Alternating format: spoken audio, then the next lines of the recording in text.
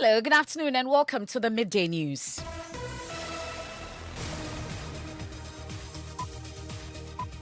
We're live on Joy 99.7 FM here in Accra. In Kumasi, it's on Love 99.5 FM and over 30 affiliates across Ghana's 16 regions, including A1 Radio in Bogatanga, Radio Max in Takrade, Kekeli Radio in Ho, Clenham Radio in Bato, Go Digital on Spotify and myjoyonline.com app, as well as on Facebook. In this edition, public disaffection, widespread corruption and slow pace of infrastructural development under the NPP administration expected to result in victory for the NDC in the 2024 polls. The verdict of UK-based EIU report. The research agency, however, says it expects the NDC to revitalize this prospect of victory with a fresh candidate. We'll hear from the office of former President John Dramani Mahama, who has already led the party into the last 3 elections. They only say that we in the end will seek to revitalize our chance. So they don't say that necessarily we need a new candidate in order. They say that the poor performance of the MP will lead to their being thrown out of power. Also this afternoon, Russian government dismisses claims its invasion of Ukraine is to blame for the current hikes in food prices. We have details. And also, there's a major NADMO operation underway in Keta and surrounding communities to move people to safer grounds with just 5 hours to what the Ghana Meteorological Agency predicts will be high tides with devastating impacts in that area. We picked an intel this morning that it is likely that we'll experience the tidal flooding again today. And so we have advised each and everyone by the sea to pack their stuffs and vacate their rooms, perch with friends and families elsewhere in order to avoid loss of properties. We'll also hear from the GMET, which says the tide has now expanded to the west coast and is likely to affect parts of the western regions by Thursday. It's doing the westward movement. So we are looking at the west coast for Thursday for those of us around the Takrade, Axim, Hafasani, and their surrounding areas. Eastern Regional Security Council investigates circumstances surrounding the forceful dawn demolition at Pampaso No. 1 near Nsaum.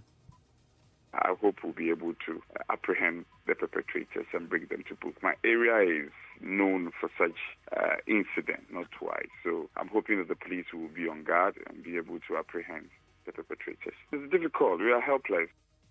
We have details of that in sports. Asamoah had his best career for the Black Stars player in the UAE. Skipper Andre Ayew rejects claims that captain of the senior national team should not be playing in the Gulf.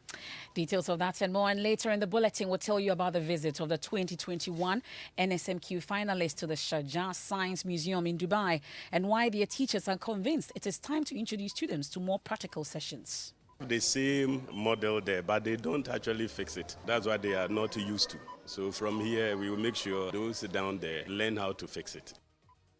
I have more from the all-expense paid trip organized by Dancy Travels. That and more here on the Midday News with me, Emefa, Apawu. This is Joy News. We are your home of independent, fearless and credible journalism. Please stay for details.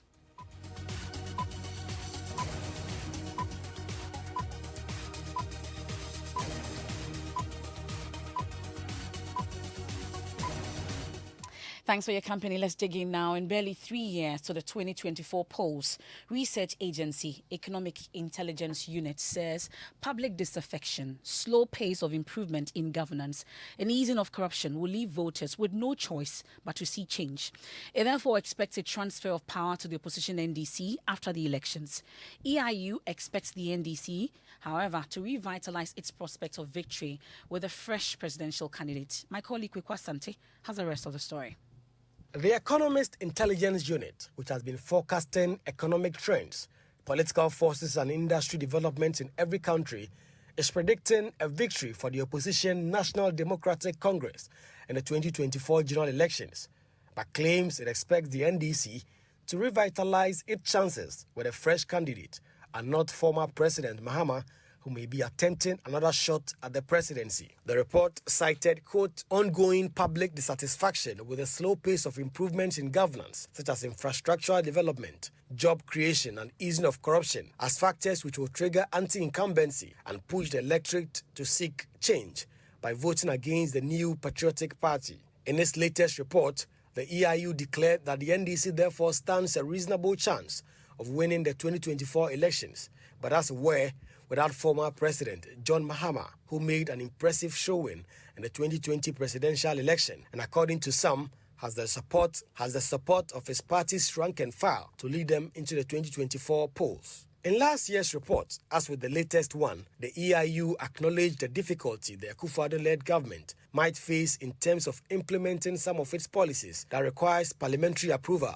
due to the balanced nature of the House. The current report has mentioned that, quote, the ruling party, the New Patriotic Party, will seek to limit the fallout from the coronavirus pandemic. Dissatisfaction over high unemployment and perceived corruption will spur sporadic unrest, but political stability will prevail on the whole, unquote.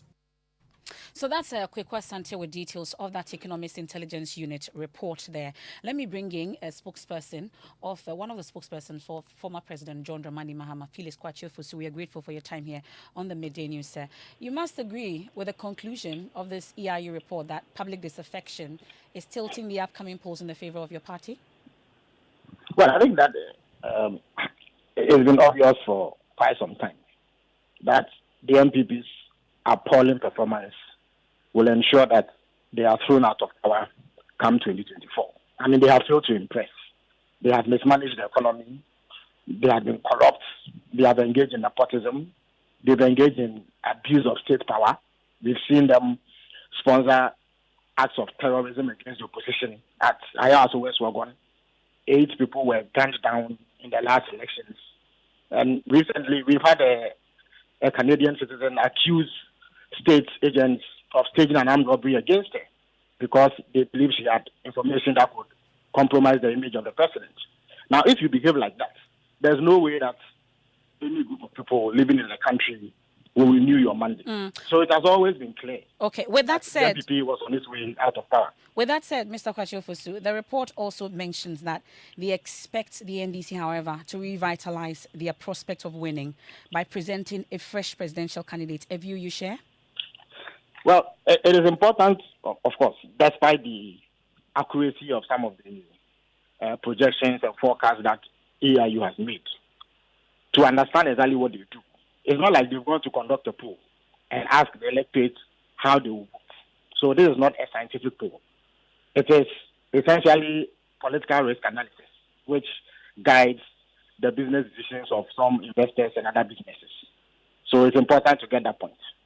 The second point is that the projection they make about the outcome of the 2024 elections is what they call a baseline forecast. So it means that their minimum expectation that no matter what happens in 2024, the MPP will be thrown out of power. So that position does not depend on the candidates that the opposition brings. They go on to say that they expect that the NDC would seek to revitalize. That is the word they use, our prospects. But I am in the NDC, and I can assure you that all things being equal, President Mahama will be on the ballot box. But because of how abysmal the MPP has been, and the vastly superior record of the NDC, the Ghanaians are going to throw them out. So it is extremely important that the analysis is understood exactly within the context that it is made. But it's interesting that you premise that part of the report that this is not scientific, it's a political risk. There are those who then would say that the first part that you also agree conclusively with could also not be the case. Well, Emefa, there has no dispute about the modus operandi of the Economic Intelligence Unit over the years. They have got some predictions right, they have got some wrong. But their predictions have never been based on scientific polling, like you find polling agencies doing. So that is a matter of fact. But do I find you cherry picking which one suits you? The point is that there is what you can refer to as visceral gut feeling analysis. If you live in a country whose government has been this bad, the very worst we've had in the 30-year history of the Fourth Republic, you don't need a soothsayer to tell you that the people of Ghana will throw them out. That is trite knowledge. Even a child knows that. So you don't need any scientific poll to be able to make that assessment. Because all you need to do is to compare the circumstance of Ghanaians now to what it was before this government took over and see whether things are better or worse. If things are worse, there's no rational individual out there, perhaps except for fanatics of the MPP who will vote for them. So that analysis is spot on. It is on all fours with both scientific and non-scientific forecasts that have been made. I have seen several scientific polls where credible agencies have actually conducted polls and pitched whoever the MPP wants to bring against President Mahama. And President Mahama is streets ahead of them as far as the 2024 election outcome is concerned. So, yes, it is a fact that the EIU don't conduct polls. They do political risk analysis. Okay. They have been accurate in the past. So sometimes they've gotten it wrong. But as for the basic parameter, the basic premise that the MPP is on its way out based on an abysmal performance, it is not in dispute because, Emefa, the fundamental point that voters look at when they are going to vote for a party is performance. And every election is a referendum on the incumbents. People indicate whether they are satisfied or dissatisfied with your performance. And on that basis, they either retain or they vote you out. When they assess the situation and they see that they are far worse off today than they were before, they will vote you out, irrespective of what the opposition does. Okay, so of the course, NDC it is has incumbent on the opposition to position itself well and do what is necessary in order to win the confidence of the electorate. That is a given. So but the NDC, Mr. Kwachofosu, I would have to come in if you will permit me, please. So, as it stands now, this report notwithstanding, the NDC has no plans of presenting a fresh presidential candidate. From what you say, Mr. John Dramani Mahama is the man for the next election. Well, I think that President Mahama resonates across the rank and file of the NDC. Everybody knows that he has a stellar track record, which completely dwarfs anything the MPP has to offer. So on that premise alone, if you have a candidate who has a proven track record, has performed before in the position that he is seeking, and who has performed creditably in a just-ended elections, you don't waste time and resources going to reinvent the wheel when you can only correct whatever slippages occurred in the previous elections in order to present a more formidable front. So I think that from even a purely common sense standpoint, it does not make sense to go and change a candidate who do so well. We appreciate your time. That's Felix Kwachofosu. So this is an issue that we haven't heard the last of. We'll definitely interrogate it further. And we've been talking about the Economics Intelligence Unit report there.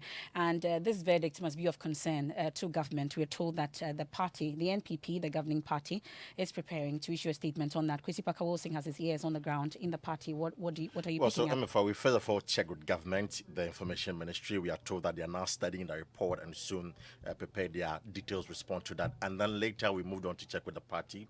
The Director of Communication is clear that they are preparing a comprehensive response to the EIU report. So hopefully by 3 p.m. we should have that. Okay, so that's portions of that. We've been talking about public disaffection, widespread corruption, and slow pace of infrastructural development under the NPP administration, which is expected to result in victory for the NDC in the 2024 elections. We've been hearing from the office of the former president, John Dramani Mahama, because the research agency, however, expects the NDC to revitalize this prospect of victory with a fresh candidate. Let me turn our attention to some other stories this afternoon now. And the government of Russia has dismissed claims its invasion of Ukraine is to blame for current hikes in food prices.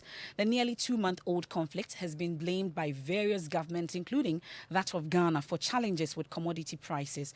Listen to Vice President Dr. Mahmoud Bawumia make a similar claim during a lecture earlier this month.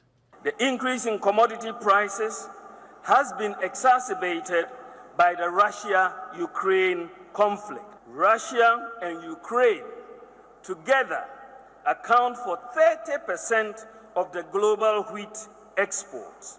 The longer the conflict ensues, the greater will be the disruption to global food supplies. The conflict is also likely to slow global growth. According to the African Development Bank, the price of wheat has shot up by 62% since the war began. So that's Vice President Dr. Mahmoud Bawumia attributed the current hikes in food prices to that Ukraine-Russian war. Well, the Russian embassy here in Ghana has been reacting to the claim that it is to blame for hikes in commodity prices. My colleague Joseph Akable has a copy of that statement. He joins me in studio. Joseph, first off, did the statement say why they had to issue it at the time that they did? Yes, it does. The embassy says it has taken notice of a number of publications, news articles that somehow accuses Russia of all negative trends in agriculture markets, gloomy prospects in terms of access to food, and huge losses of farmers. These news, it knows, are commonly lack of any substantive analysis and simply attribute the current crisis to Russia's actions in Ukraine. However, the truth is different. The embassy wishes to shed some more light on this. Okay, take us through it. And so the embassy says food prices prices started rising in mid-2020 and reached an all-time high in February 2022. It explains that this is as a result of real market shock caused by high demand on food, raw materials, and transportation services. They therefore say that the current food situation cannot be attributed to events of the first 2 months of this year. They cite wheat prices to back this claim, a product you heard the Vice President reference as well, except he put the blame on the Russian-Ukraine situation as worsening the price of the commodity. The embassy concludes by urging countries to engage in constructive dialogue on problems that have global ramifications. It appears the Russian embassy unhappy with the attribution of hikes in commodity prices to the Russian-Ukraine war. Now, let me take you to the Volta region. We're going to Keta and its surrounding communities because the National Disaster Management Organization is undertaking a major operation there to move people to safer grounds with just 5 hours to what the Ghana Meteorological Agency predicts will be high tides with devastating impact in there.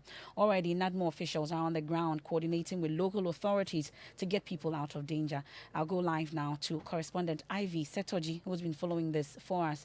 Ivy, what's been the preparation by residents along the coast against this high tide? Emefa, good afternoon. Residents have been advised to move to higher ground, also move in with families, relatives and friends in higher ground or in other communities, while the NADMO and the Assembly takes care of their needs. Right now, the MC, the NADMO, and then some of the Assembly members are moving in these communities, that's Hoover areas in the Angroga district and the Ketu South district, to make sure that nothing happens to these people. So for now, they are making sure that they move into relatives and families. We picked an intel this morning that it is likely that we'll experience a tidal flooding again today. And so we have advised each and everyone by the sea to pack their staffs and vacate their rooms, perch with friends and families elsewhere in order to avoid loss of properties and any possible casualty that may occur. Let me bring in the MC for the area, Mr. Maxwell Lugudo. We are grateful. So it's a race against time. You have less than about 5 hours to move residents to safer grounds. Are they complying, and what's the situation? Yes, good afternoon. Hello. Hello, Mr. Lugudo. I'm asking about the operation and your race against time to move residents to safer ground before the tide hits. What's the situation? Yes, as I'm talking to you, I'm on my way going to that place. I just called the assemblyman and the opinion leaders there for us to meet so that we can quickly advise them to move to the higher ground before the tidal waves hit the ground again. But I'm sure your men are on the ground briefing you on what exactly the situation is. Are residents complying? Yes, so far so good. Where are you moving these residents to? Most of them have families at the higher grounds. Those who would like to go to that place. Apart from that, I just had a communication with the Red Cross, and they said they are bringing in some temporary tents for us to put them in. Okay, so when the tide hit recently, you mentioned that you needed money to build a sort of an island for these residents. The First Lady gave you 2 million amongst others. Have you been able to accomplish that? No, the Ghana Gas has approved 2 million Ghana cedis for us. We started with the roads for the rain set in, so it has stopped down. But as of now, we're working on the water from the main road to the island, and the electricity works before the project starts. As we speak, that project has not started at all. Yeah, we're just working on the water from to the island and the electricity first. Okay, but as it stands now, you are assuring that these residents will be moved before the GMET warning of the tide hitting that area. Yes, please. Okay, we are grateful. That's the MC for the area, Maxwell Lugudo there. We'll get to hear from NADMO. Meanwhile, GMET says the storm generating the tide has now expanded, and it's likely to also produce similar tides in and along the west in the western region. Let's bring in NADMO now. George Ayisi is Communications Director for NADMO, joins us on the line. We are grateful. We are told you're on the ground. Your men are working to remove or move these residents to a safer grounds. What's the situation? Where are we with it? Yeah, thank you. From yesterday night, our men have been engaging the communities through radio broadcast, community microphone system, to broadcast information and then house-to-house engagement. Now, today they are on, but we're engaging the opinion leaders and the chief executives. You know, they are the heads of the district disaster management committee. So if you identify a place, their involvement facilitates the agreement and the processes. And so that is ongoing as of now. Well, would you say there's a sort of a cooperation within the residents, between the residents and NADMO officials with this particular operation? Yes. Initially, when they moved, yes, the people have seen the effects already, so they are very much aware of the devastating effects when they do nothing. And now that our men are engaging them, they are understandably cooperating with them. We believe things will move very fast, and when the DCEs make the decision on the identified places and what we need to do, I believe they all move fast to those places for their safety. What would you say is the condition of these places that you are moving them to? No, it's identified places. It could be schools and churches that are in safer places. For the immediate time, that is what we are doing. If there's need be that the numbers are huge and we need to get tents at certain places, we will not hesitate to do that. Grateful. We'll be following that operation closely. That's the Director of Communications for NADMO, George AEC, there on the Volta regional situation as GMET predicts a tide and that's going to hit that area in less than 5 hours. You're listening to the Midday News. We are live on Joy 99.7 FM in Accra. In Kumasi, we are live on Love 99.5 FM together with over 30 affiliates dotted across Ghana's 16 regions. Also live on Facebook, on Spotify and myjoyonline.com app. Stories we've been looking at so far: public disaffection, widespread corruption and slow pace of infrastructural development under the NPP administration expected to result in victory for the NDC in the 2024 elections. That's a verdict of the UK-based Economist Intelligence Unit. We've been getting reactions from the office of the former President John Dramani Mahama on the agency's advice that it expects the NDC to revitalize this prospect of victory with a fresh candidate. Still to come here on the Midday News, Eastern Regional Security Council investigates circumstances surrounding the forceful dawn demolition at Pampaso No. 1 near Insaum. And later in the bulletin, we'll tell you about the visit of the 2021 NSMQ finalists to the Sharjah Science Museum in Dubai and why their teachers are convinced it's time to introduce students to more practical sessions. The same model there, but they don't actually fix it. That's what they are not used to. So from here, we will make sure those down there learn how to fix it. Hello, please, am I speaking to Miss Joanna Kuma? Yes, please. My name is Philip and I'm calling from MTN. Someone has just sent you money and we will need you to enter your PIN number so that we can put the money in your account. Hey, oh dada, MTN will never ask you for your PIN. Never reveal your PIN to anyone under any circumstances. And if you are not sure, always check the number. MTN will only call you with a dedicated number, 0244 300,000. Stay safe, stay vigilant. MTN.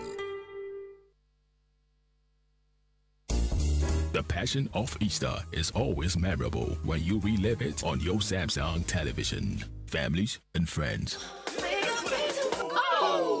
At our light off. Oh, no, relax. Oh, no. Yesterday I had this problem on my TV. Samsung Easter promotion. Easter now fall. Starting from as low as 1,499, you can get a quality 32 inches Samsung LED FHD television. Masa, your fridge is not working? Look, this Easter, do something. With 2,799 Ghana cedi, your family will enjoy the coolness from a Samsung fridge. Quality forever. So 1,399. You can get yourself a Samsung quality washing machine, soundbar, sound tower, split AC, water view. This Easter, you should be smiling. Samsung Easter promo. You are covered. Easter now for 10Bet Sports Betting now live and kicking in Ghana.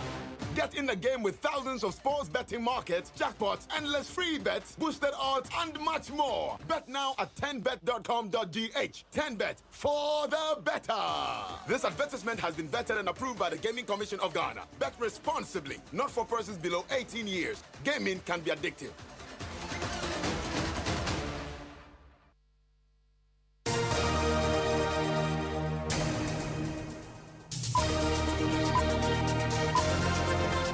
Welcome back. You're still listening to the Midday News here on Joy 99.7 FM. And the Eastern Regional Security Council is investigating circumstances surrounding the forceful dawn demolition at Pampaso No. 1 near Insaum in the Eastern Region. About 20 residents have been displaced as a result. The residents who were incensed by the action blocked the Accra-Kumasi Highway to protest the takeover of their village by these Chinese nationals. Eastern Regional Police PRO DSP Ebenezer Tete says one person has been arrested in connection with that incident. Now, one of Ghana's most outstanding nurses has received the Lifetime Achievement Award for nurses taking care of children with cancer in Africa. 49-year-old Enyo Esi Bosompra has dedicated nearly 20 years looking after children with cancer at the Kolebu Teaching Hospital here in Accra. Justice Bedu went to meet her. This is one of Kolebu's most important wards, the Cancer Unit for Children. It is here that Enyo Asi Bosompra has spent almost 2 decades of her nursing career trying to help children with cancer, almost standing on the borderline between life and death, survive.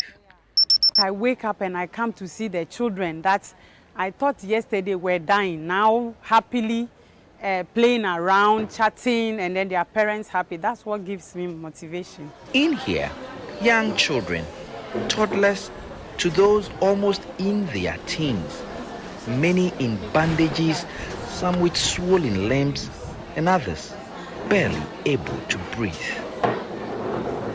In Ghana, we are supposed to see like 1,000 children with cancer every year. But our place being the biggest treatment center, we see close to 300, and that is like less than half of the number that we are expected to see. So a lot of children are in their communities dying because of a lot of myths. People do not have any information about childhood cancer. Her award, she says, means a lot, and she hopes goes to spur her on to do even more. It gives me so much joy. I'm so proud. No money can actually pay for this kind of honor than me. That's Enyo Esi Bosompra there in that report by Justice Bedu. Let's do sports. Motao.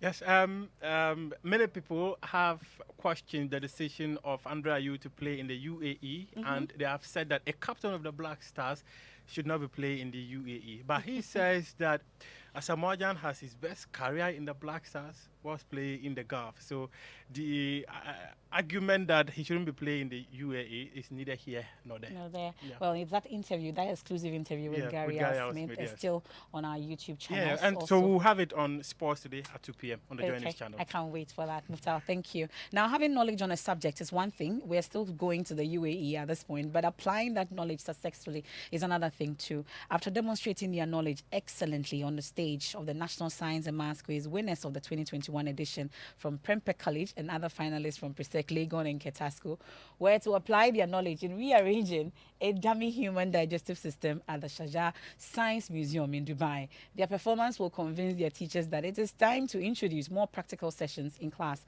Manuel Kranting reports. We explained how electrostatics work, which is stationary electricity, the behavior of it, how does it function. This is the Sharjah Science Museum in the heart of Dubai. Here, various practical illustrations of scientific experiments are displayed to court the interest of young people for the sciences. First, there's an electricity show. It is presented by Redur. Are you guys ready? The presenter, himself a second-year physics student at the university, is impressed by the contributions of the NSMQ team. This is actually the most interactive show that I've ever hosted. It was time for the team to try their hands on the setups. Mr. Ajo is with Primetime Limited, organizers of the NSMQ. Each school arranging the digestive system here. They have 10 seconds to be able to do all that. And we'll start with Qatar. One after the other, all three teams failed to correctly arrange the parts, exposing an apparent gap in their practical knowledge. Their teachers noticed this. Have the same model there, but they don't actually fix it. They just study it and they don't go through that kind of steeplechase thing. That's Manuel Cranting reporting from Dubai. And it was moments filled with excitement as hundreds of families thronged the Rattray Park in Kumasi for the Easter edition of the Love FM party in the park. It had been 2 years since the Easter edition has been held due to COVID-19. From live band music to horse racing, sliding down the trampoline, and many other fun games that left the families asking for more. Some children interacted with us.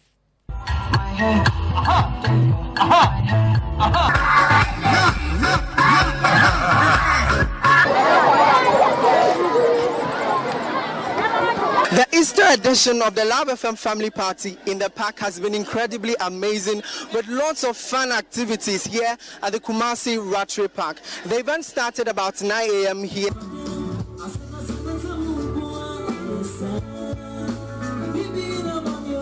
Right from the adult session, we had adults being treated to some live band music, through to the kids session, we had some trampolines, the bouncy castles, and everything, face painting, and everything that the kids needed for this activity to be fun-packed. So come along with me and let's speak with some families. So I have some friends over here. I'm going to find out from them how they're enjoying this place. So what's your name? Julia. And then what's yours? Gideon. How are you enjoying this place? It's very fun. So far, what have you done so far? We've eaten, we've played in the trampoline and other stuff. All right, and then you also, what have you done so far? I've ridden a horse, but I fell. Oh, what happened? When I was climbing the monkey bar, I fell. Oh, that's a nice one there, is at the Rattray Park. And of course, we had the Joy FM Easter Soup Kitchen as well. Many thanks for being a part of it. And that's it for the midday news here on Joy 99.7 FM. There's more news when you log on to myjoyonline.com. Stay away from 130 million presidential jets being sold by Mexico's Lopez Obrador. Ablakwa tells Akufo-Addo, and also death makes nonsense of everything. Daggy Ward Mills reacts to son's death. That and more on myjoyonline.com. Living Word with Pastor Mensa Otabil is up next. I am Emefa Apawu. Have a good afternoon.